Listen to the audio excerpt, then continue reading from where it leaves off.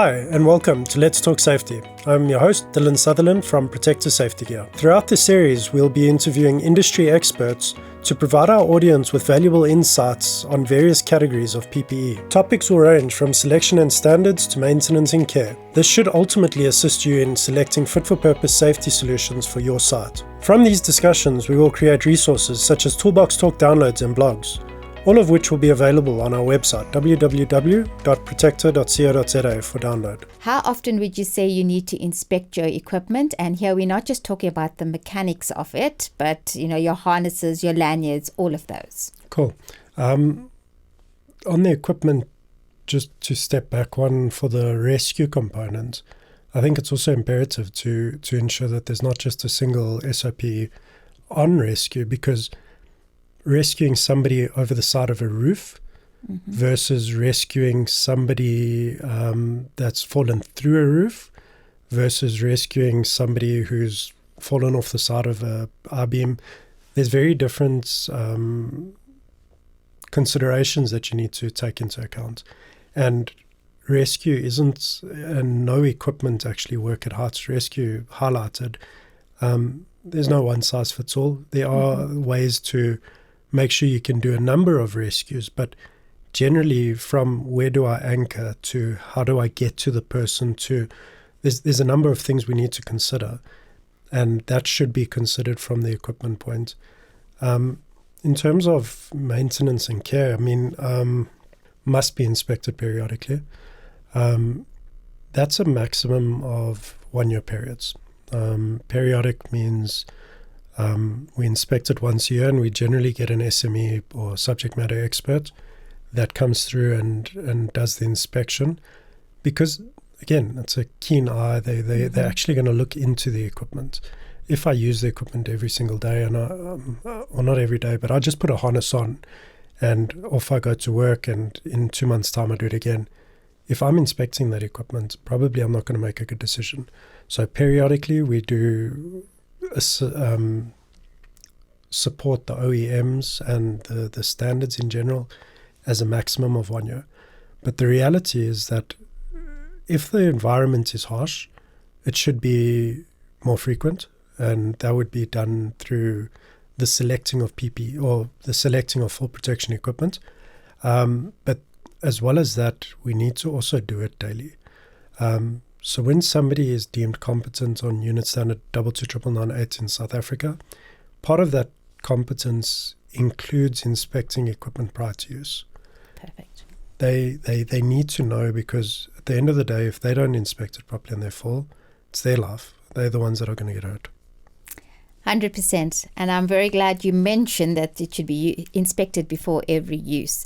Because again, bringing in an experience, I was at a site that was dealing in raw oils, and the oils had seeped through onto the harness, and it actually started to split the seams. But it was an oil they hadn't used before, so they never looked for the damage. And thank goodness somebody was aware and they noticed. It was actually as if the material had been eaten by this oil. Sure. So yes, it should be checked every time you put it on, just like with respiratory, right? So when you're looking at fall equipment, can this equipment be repaired? Should it be discarded? And if you are going to discard, how would you go about doing that? Yeah, there's no blanket approach. Certain work at heights equipment is repairable. The majority not. So if you look at a harness, and again, let's just also remind everybody, fall protection equipment is a once-off use. Doesn't mean you use a harness once today and you need to throw it away, but it's a once-off fall. It's designed to withstand the forces involved in a fall once.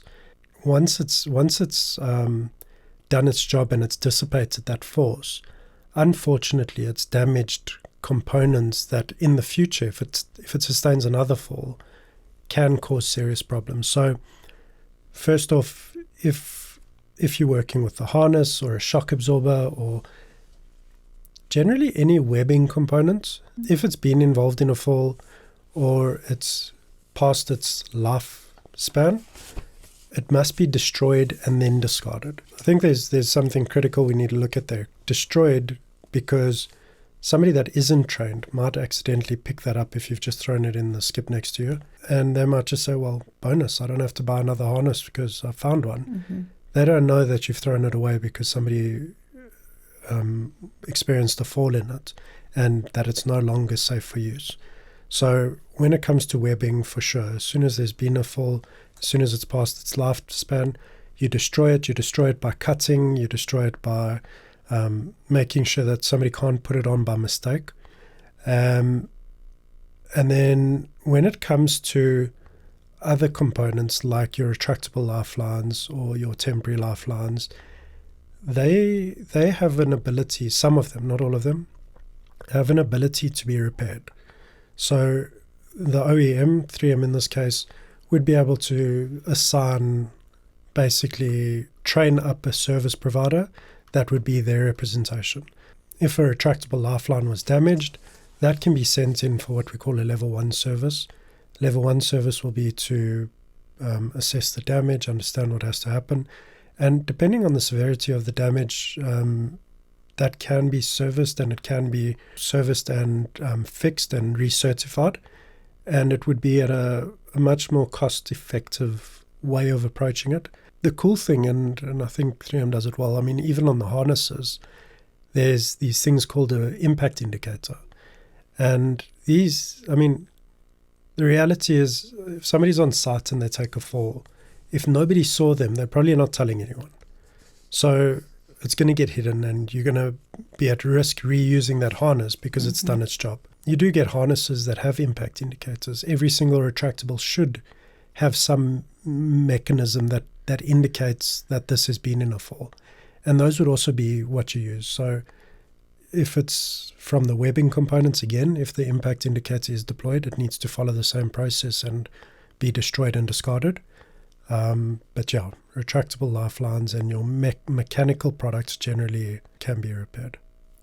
And then talking about repairs and services, obviously it needs to go to an authorized center. Like for 3M, we would send you or give you the details of an authorized center, which you're aware of. So my issue sometimes comes in where people may have had an affiliation with an OEM that was supplying them, but for some reason they've gone their separate ways or they've broken ties with each other, but they will still service or supply under that initial license. So what would be your advice for someone trying to procure a service in terms of maintenance or repair?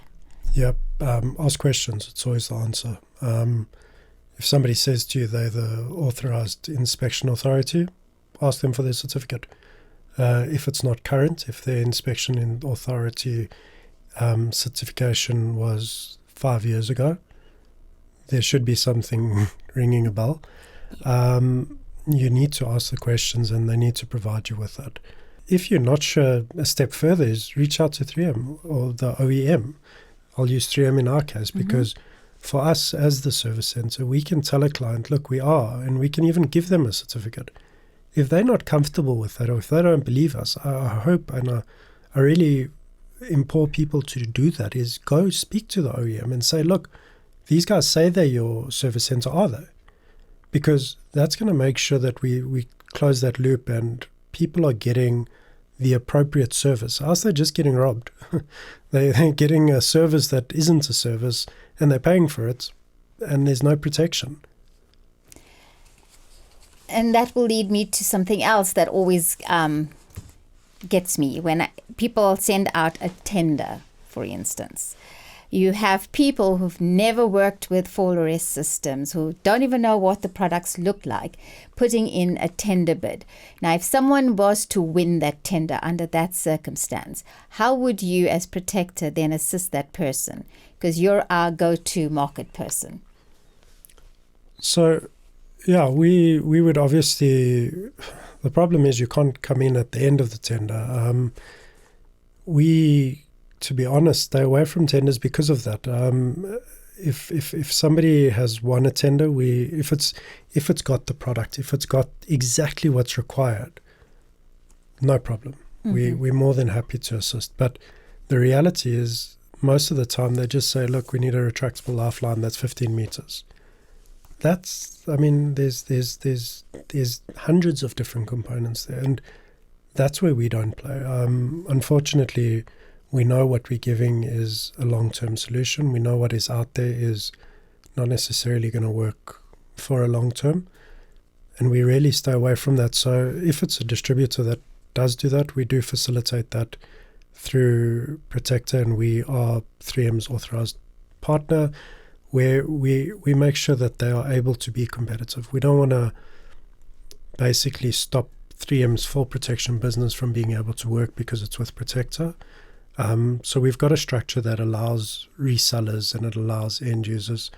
There we're more than happy, but there has to be decent information. And if there isn't, we generally stay away from it. 100%. Because the point I was trying to drive home at is that just because one harness may look like another doesn't mean it does the same or has the same functionality. 100%. And so I would actually advise, if you are going to procure any fall arrest systems, you rather deal with an authorized distributor like Protector, because then you're getting what you really need for whichever circumstance you're exposed to. And I mean, 100% agree. But if there is people that actually know the products, I mean, the literature's there, the codes are there, the product is there. If you've done this exercise 5 years ago and nothing's changed, you should be updating annually, and you should be redoing assessments and risk assessments. But if people have exactly what they want, they need to be clear on that, because to your point, if you say, I need a 2-point harness, cool, there's 1,000. What's going to happen? Everybody's going to offer the cheapest. At the end of the day, the person that's buying that is the one that's left without, because they've just been given the cheapest. They think, cool, we got the right product.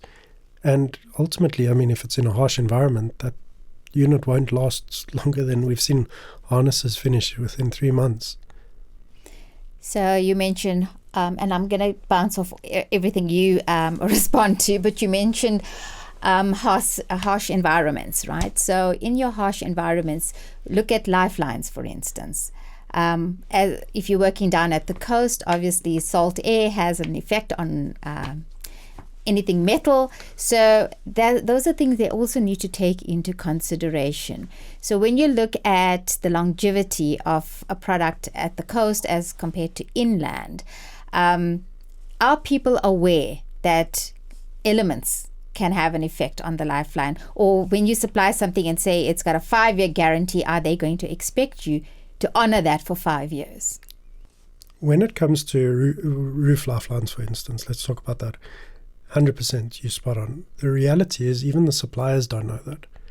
Even the suppliers are supplying inferior product that don't realize that, or maybe they do, maybe they're really smart and they're like, let's supply them with galvanized on the coast because next year we get another sale because that thing's going to be rusted. Mm-hmm. The problem is that there's damage that happens along the way.